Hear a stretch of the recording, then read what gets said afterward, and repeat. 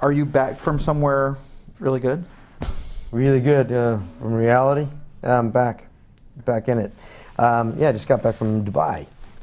From work or for Work. Yeah. So what's shooting in Dubai? A movie called Mission Impossible: Ghost Protocol. Shooting in Dubai. A little tiny movie. A little tiny movie. So that's, I mean, you have like back-to-back giant movies now on your schedule. Because don't you have Avengers coming up right after Avengers, this? yeah. I probably, I can't really think about that. It seems so far away, but yeah, that's coming up. Don't you have to be sized for tights or something? I don't know anything about that. But what does Hawkeye wear in a? You know something I don't know. Well, the movie he wears tights. I think Hawkeye. Oh yeah, I don't know. I haven't tried on a costume. We're still shooting Mission Impossible. I can't think about that right now. Does it feel like you've launched into another career? I mean, all of a sudden you're making giant movies after. Well, different opportunities in the same career, I suppose. It's all of it ties. There's a through line here somewhere, and for me, it's always the character. Am I in these few bigger movies now? Yeah, it's great. It's also great to do movies and have all the hard work you put into something get seen. I've done a lot of those where nobody ever saw them. So it's like rehearsing for a play that never opens. A little frustrating. Not that I'll ever abandon independent cinema, because I think it's tremendous.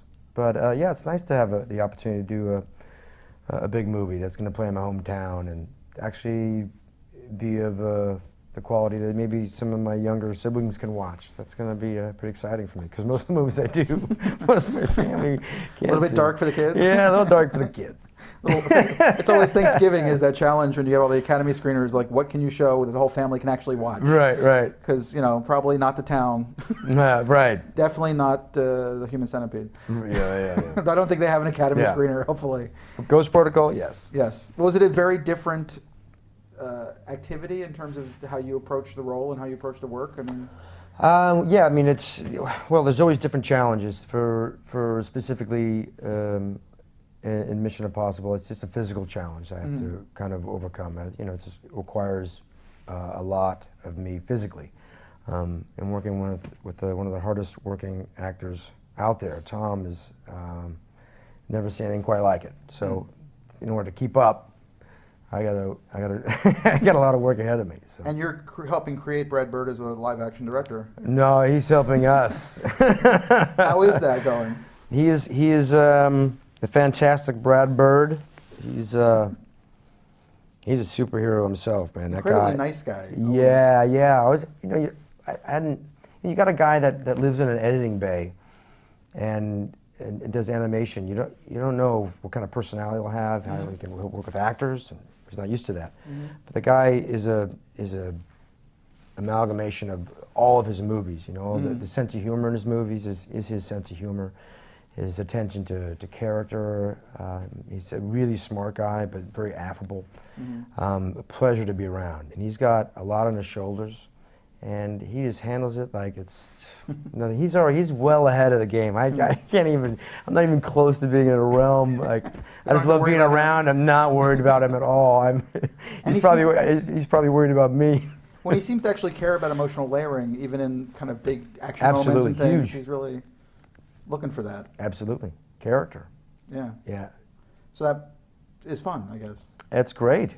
It's great for our movie. It's great for everyone involved. And is big trailer fun, or is there a lot more waiting? Is there a lot more stuff when you're doing these big action things? Well, I don't know, not any more or less than any other movie, I suppose. But I have a lot more to do even when I'm waiting. Lots of training and fighting and things like that. So. See, we figured you were completely in shape from Hurt Locker. And that was a long time ago, man. That's true. It's a lifetime ago. It was new for a lot of y'all, but that was like 4 years ago for me. So you shot The Town when Hurt Locker was coming out, or were you? Yeah, was it a year ago? Was it a year ago? I don't remember. We shot it a year. When was it released? It was released this summer. So it was last fall. Yeah. We were shooting it. Yeah. So that seems like a long time ago now. That seems like a long time ago as well. Yeah. The world just keeps on moving along. So how did that come to you? The Town. Yeah. Via script. the typical kind of way, you know. Just through the agent? And yeah, and said, you know, go meet Ben. Met Ben. Thought he was tremendous. Couldn't say no. Do you feel like you're meeting him as an actor or a fellow actor, or is meeting him as like a director that's not necessarily an actor? Or? I don't know. You're making him sound schizophrenic. Yeah, he's just a dude. Well, he has 2 jobs, I guess, or 3 yeah, jobs. Yeah, but you know, sitting and meeting a guy is, you know, it's like sitting and talking to you now. It's like, you know, it's very comfortable and very smart, funny, and we got along straight away. And I felt like, you know, it was, you know, nothing that could really go wrong. The role just felt right, or it felt challenging in a particular way? No, definitely challenging. The first challenging part was the accent. I was terrified of that. But then after that, it was just, I felt like it was something I connected to. That's why I wanted to do the job. Obviously, there's a lot more that I didn't know about until I got to Boston and really understood what I was doing. But there's because the people who were there, the story, or just I've never been to Boston. I'm a California kid, and I don't know anything about Charlestown specifically, and I don't think most people do. And just going there and visiting the place, the energy and the accent and everything about being there was key for me to be able to be a part of that movie. Is research a key thing for huge for that specifically? Yeah, I couldn't have shot the town, or I would have been terrible in it if we shot it in a soundstage in LA. Because what flavor is it that you're getting from knowing those people? Well, that's how I learned my accent. Okay. And that's how I understood that robbing a bank is a trade. It's passed down from father to son. You're a product of your environment. Something I've always believed, but that became much more of my consciousness. And they're not afraid of having that conversation with you? Well, these are guys that are retired. You know, the guys that are still involved, they'll talk about things in third person so they don't incriminate themselves. Until the statute of which is limitations awesome. Yeah. But those guys are, you know, pretty awesome. You know, we've talked to guys in jail, guys just getting out of jail, and it's a strange sort of place to be. And then they're very forthright and generous with their stories and their time. And like, I can't believe I'm getting all this information. And wow, it's pretty awesome. It seems like that be almost as much. It's almost like having a great tourism event, or a great trip somewhere, and actually seeing ballet for the first time, or seeing a new country for the first time. Must be exciting each time you do it. Yeah, I mean, it certainly is something I was curious about, and then I've had my own sort of perception on actually being there for 3 months, and it's a beautiful, beautiful place.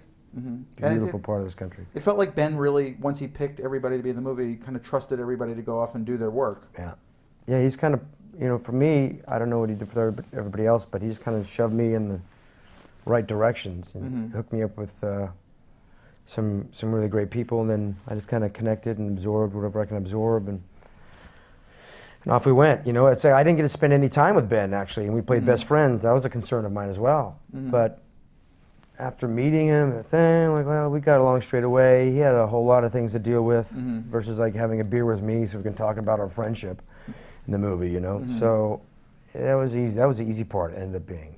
It was me going off to learn all these things that I didn't know anything about. That was the challenging aspect. And is it challenging to be one of the explosive aspects of the film when? It's the fun part. I realized what the character was and focused on the truth and the relationships and just ran with that. Do you worry about going too far or holding it back? Or it just feels right? No, I mean, that was encouraged, actually. It really was. We got to improvise a lot. And Ben certainly spoon-fed me a bunch of lines and we could just go for it. And that was a really fun part of him being the director and actor in it. It was really relaxed, and it felt like, let's do one and let's suck in it. Let's do it, why not? And we just tried it a bunch of different ways, and that to me was a lot of fun. It just felt like we were all on the same page, we're all collaborators in it, and at least as it felt that way. But it was very creative and a lot of fun. Every day was a brand new canvas to paint. It was pretty awesome, and that's all attributed to Ben. Do you get lost in the character at all, or do you kind of? When I'm at work, I'm half in, half out. When I don't want to be too far away. I don't like crack jokes and then go into a serious scene, right? But at the end of the day, leave Jim behind, go have a beer and have a good laugh somewhere. So are you a hard guy in any way? I mean, you play hard guys so good, so well, that it's completely believable. But is that part of your nature, do you think? I don't know. Maybe Must be somewhere. Maybe it's just my resting face. You know? Maybe it's just that. I don't know. No, I'm a pretty easygoing dude. It's hard to ruffle my feathers, you know. So can we expect more comedies from you? Is that the next thing around the corner? You know, I don't know. I'm not certainly not opposed to it by any means. You know, there's really specific challenges in doing comedy. You know, but to me, I can't just do like a fart joke kind of thing. It's got to be based on character stuff. I'm interested in that for sure. Mm-hmm. I think even kind of what we get to do with Old Bird, he's kind of tapping into some really great sort of comedic elements to high intense moments. You know, he's a really smart dude. I'm learning a lot from him. So is playing to different fields something that you really want to do? Are you concerned about getting trapped into being a specific character that people see? I'm not really concerned about a whole lot in life, and certainly wouldn't be about what people think about what job I'm doing next. I'm going to be either I connect to it or I don't. I certainly want to challenge myself. I'm concerned about being bored. I'm concerned about being complacent. That I'm concerned about. Easily bored? Not really. No, I'm not at all. It's just like I like to be challenged, and I can't repeat and do the same thing over and over again for too long. Because I want to skip to work. I want to learn. I want to grow. I want to dance. You know, make it happen. And so it's whatever shape or form that kind of comes in is what I kind of seek out. So you had those moments along the way where a movie didn't come out or something is not seen as much as you'd like, or in the process of struggling where you found yourself thinking, I'm bored and I really don't want to be, I kind of like... Well, I never say, I'm really never bored. I mean, I don't have enough time to be bored in life. And my father always teased me when I was a kid, you know, like 7. Like pulling on a shirt, Dad, I'm bored. He's like, well, you must be a boring person, Jeremy. Like, yeah, it's my dad. So I'm like, fine, whatever, and then I'd go off and break a window or something. So you can always find something to... Always find something to do. Some trouble to cause. And it sounds like you've been away from all of this Hollywood stuff in the process of all these movies. You seem to be shooting on location a lot and not necessarily in the soup here. Not in the soup, yeah. I don't feel like I've ever really been in the soup. I've kind of been on the floor. Just kind of disregarded, flicked off crouton. That can't be sitting on the shag rug, you know. Can it? Or maybe I just choose to kind of hang out there. I don't really feel like I'm in the soup, ever. Do you want to be in the soup? I don't know. I don't know. How is it? Was it warm? Is it tomato bisque? Was it nice? I think it probably makes you pee if you're in the soup for too long, and then the soup doesn't taste so good. I don't know. I mean, it's a fascinating thing. I mean, because it is such a company town, and you are a California guy. I am a California guy. You're not. You don't seem to have immersed yourself in that. You seem to be kind of like staying away from it. Yeah, you know, I mean, I immerse myself in the soup of going to work, because I love to work. Going to work to me is a vacation.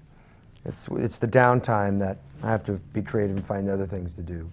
But I don't really get involved too much in, I guess, in Hollywood. I don't know. I mean, I've lived here for 18 years, and I don't know. I hang out with my friends, play some music, or I don't know what I do. Is it the time between cut and or action and cut, or is it the time before, when you're preparing for those moments, that most excites you in the work?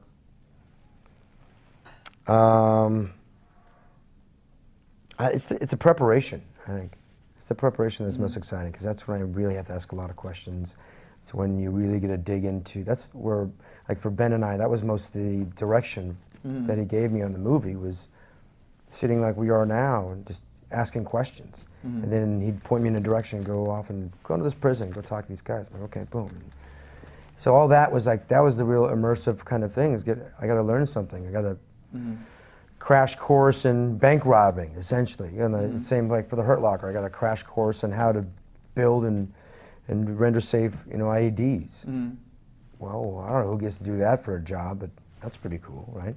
So that's, and then when it comes to the Avengers, I get a crash course on the Cliff Notes on how to be an archer. Have you started? I've never picked up a bow and arrow in my life. Even when we were kids, you know, I was the guy with a gun, never liked the bow and arrow. Like, you go be the Indian, I'm the cowboy. So how do they come to you with something like the Avengers? I mean, the funny thing about the Avengers is it's got all these actors who you would not think were going to be in the Avengers, starting with Downey. I mean, he's starting as a guy playing Iron Man. Like, who thought Robert Downey would be doing that? And then you have Ruffalo playing the Hulk, and you as the Hawkeye. And right. It's like they're finding serious actors to play a comic book, basically. Yeah.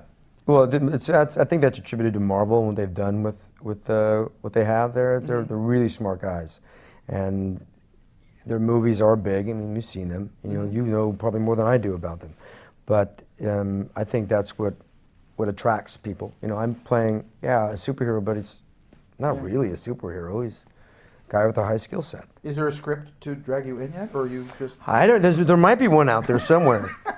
But it's the idea that's kind of fun. What's the idea? I mean, look who you're surrounded with. You know, Yeah. again, you got Marvel at the head of it, and a great cast, tremendous cast, and then Josh Whedon. You really can't go wrong. I'm entrusting so much into that.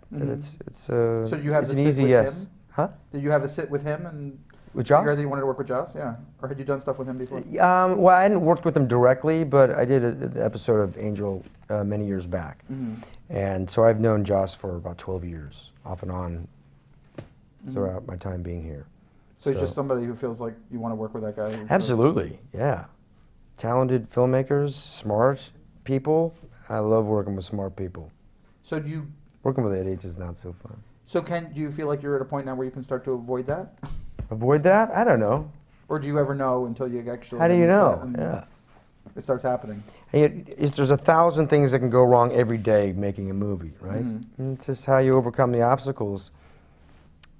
I mean, The Town, that movie shouldn't have gotten made. The Hurt Locker should have never been made. But, these things squeak through the cracks, and then good things happen. That's it's great. I feel so lucky to have it all come together. And, but the elements all have to be there. You got to have the script, and then surround it with everybody that's good at their job. And even then, that doesn't mean anything. There's a lot of factors that still, like, why do people go see The Town? I don't know, you got to ask them. But, I think it's great, but it's amazing. So I'm just hanging on to this movie, and so happy that, for Ben, most importantly, that good things are happening for him with this movie. So when the movie comes out, do you read reviews? Not really. Not interested? Not really. Does it? Would it matter to you? Or is it? I mean, obviously it can be hurtful or whatever, but or positive. That's the thing, It's like I think if you read reviews, you read good and bad, and I'm not really interested in reading good or bad things about it, because either way, it's like comparing something to something. You're always better or worse than whatever you're compared to. So what's the point? To me, I sleep well at night. I love what I do, and hopefully I can get to continue to doing what I love to do. You know what you did on that stage that day or in that set. Yeah. That's to me what matters. And so when a movie like The Town comes together, are you surprised when you see the movie? Well, initially it's kind of terrifying to watch yourself, and your face is 40 feet big, and you never get used to that. I certainly have not. And I always, when I watch a movie, I'll see it twice. And the first time I call it like the Cringe Factor. I watch, specifically, the performance, and if I didn't cringe at anything, I'm like, okay, at least it didn't suck. Now I can watch the movie again and take in the whole thing. So you're not staring at your face. But The Town was actually easier because I wasn't, unlike The Hurt Locker, I was like in every scene, but I was actually able to watch a lot of The Town pretty objectively, because I didn't see a lot of that stuff.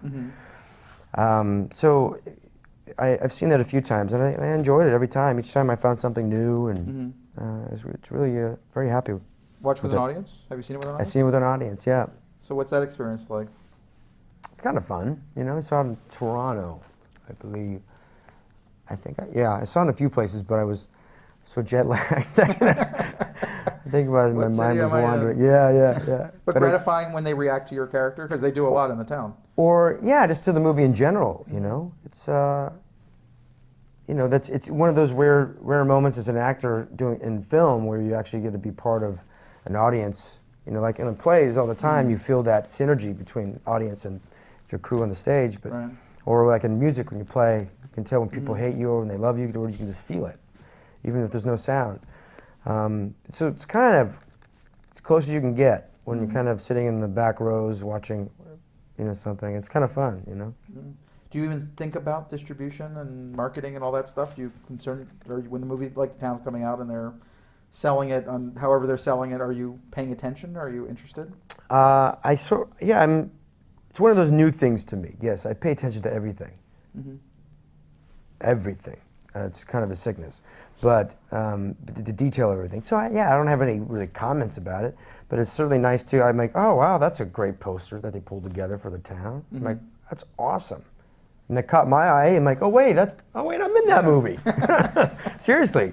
And I'm like, wow, that's pretty genius. And then, you have a sense of what works and what doesn't work, or are you I don't like know. a normal person who just goes to the movies? What works, what doesn't work? I don't know, man. It's like, I know when I suck as an actor, I can tell you that. I know if I run a red light, I can tell you that. I don't know what works, what doesn't work. Do you get to a lot of movies these days? I will in the next 6 weeks. You have a little time finally? I'll have a little bit of downtime, and then I get those screeners, which is pretty terrific.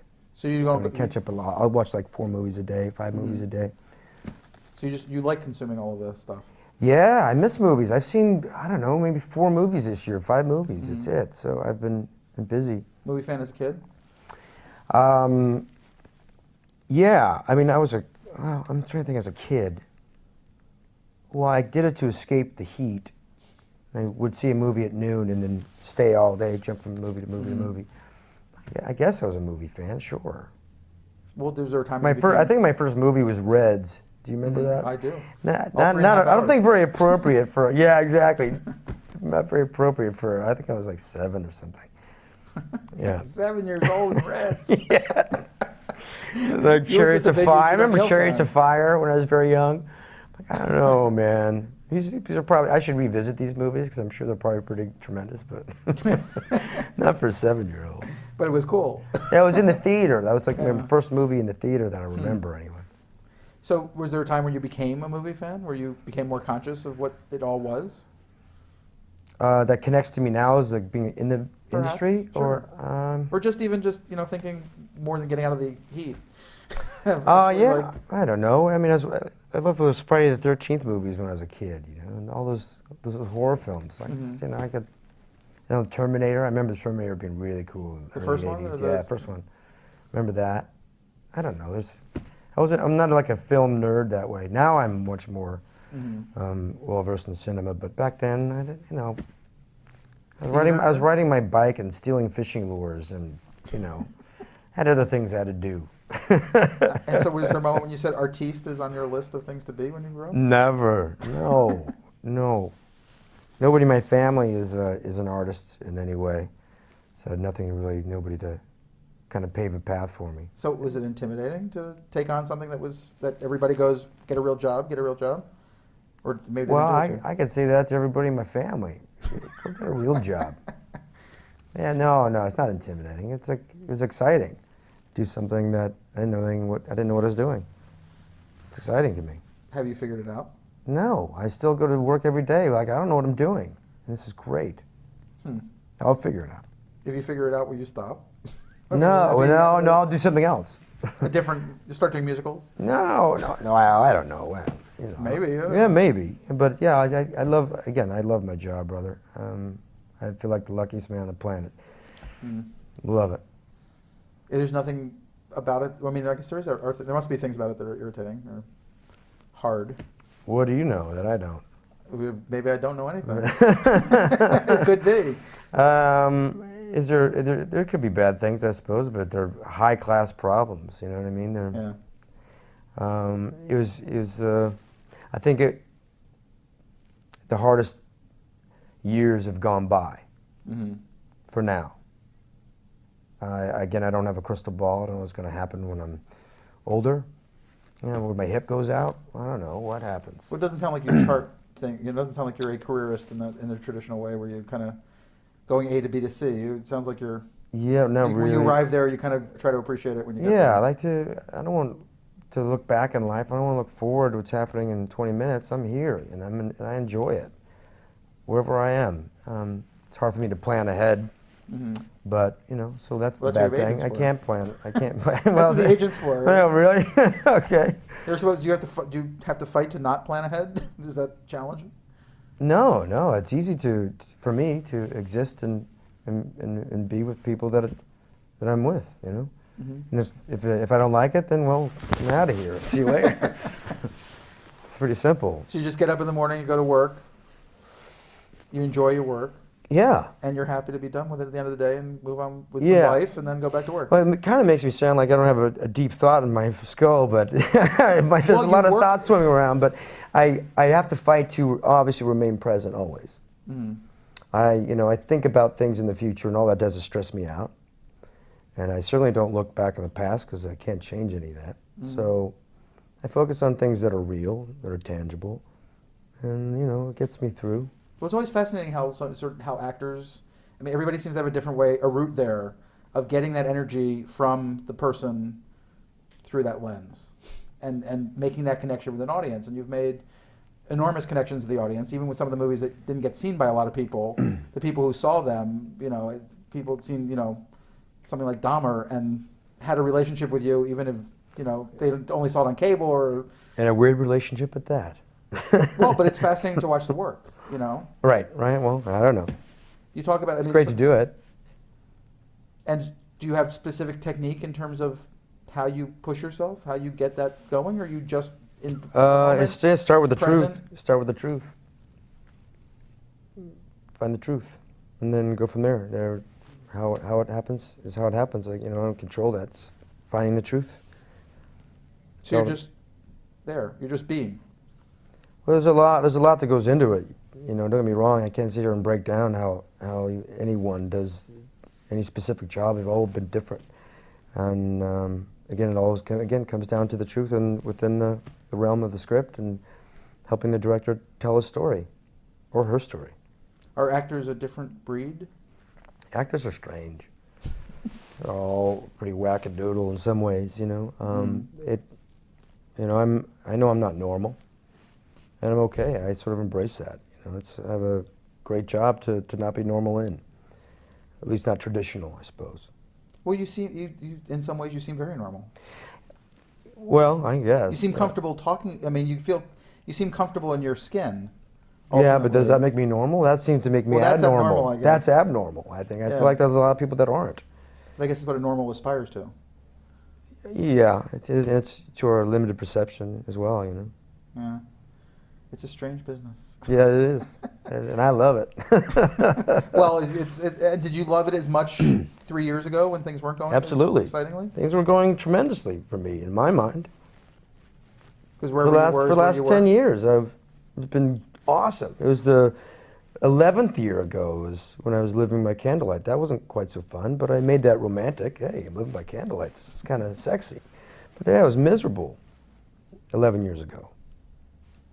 But I was doing what I love to do, at least. Starving, fine, whatever. Every actor starves, but whatever. I was doing what I love to do, and even in terrible times, you don't feel good as a man when you can't provide food for yourself. That doesn't feel very good, not good for the ego, but it makes me appreciate what I do. And so does the attention make you feel that much better, or is it just another... Attention? The attention of the last couple of years. Oh, that to me is, hey, man, it's nice to be recognized for something you love to do. If it was something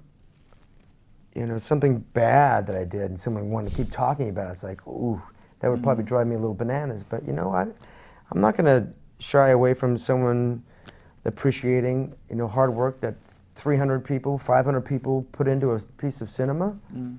And they say something nice to me, I'm like, well, that's nice, what's wrong with that? And it's pretty awesome. So was the movie winning vindication of all of your efforts over the all movie time? the Hurt Locker I'm assuming you're talking about is we won well before the Academy was around, and that was just a whole nother thing. I mean, just getting that movie off the ground was a victory. So it just it's hard to even put into words how far-fetched that whole idea is, what it is and was, and for Catherine, the movie, and Mark and everybody. I don't know. It was an amazing achievement that Catherine did, and I was glad to be a part of it. And did it feel? Was it hard to go through? I mean, it's such hoopla. It's such an event. Does it phase you? I mean, you're obviously celebrating the experience you had in the movie when you're going through that. Does it affect you? Does it phase you while you're going through it? Well, it was a brand new experience, so I don't know. I was just curious. Around every corner there was something new, and we're all kind of in the trenches together, kind of going through this experience, and it's an amazing ride. I mean, it's something that never happens to people. It doesn't happen to people like me. So it happens to you twice in 2 years? I don't know. Do you have a crystal ball, my friend? Well, I've been known to. You don't look like a soothsayer to me. Some people have told me that I have a crystal ball, but some days it works and some days it doesn't work so well. But when you look would you look forward to going on that ride again in a few months? I don't look forward, my brother. You don't even think about it. Yeah, we just had this conversation. I'm taking you there. I don't Okay, look I back, understand. and I'm not looking far ahead. I'm sitting there talking to you right now. Okay, so we'll have to talk again in a few months. If we meet in an elevator somewhere, we can put the crystal ball away. That's right. Start again.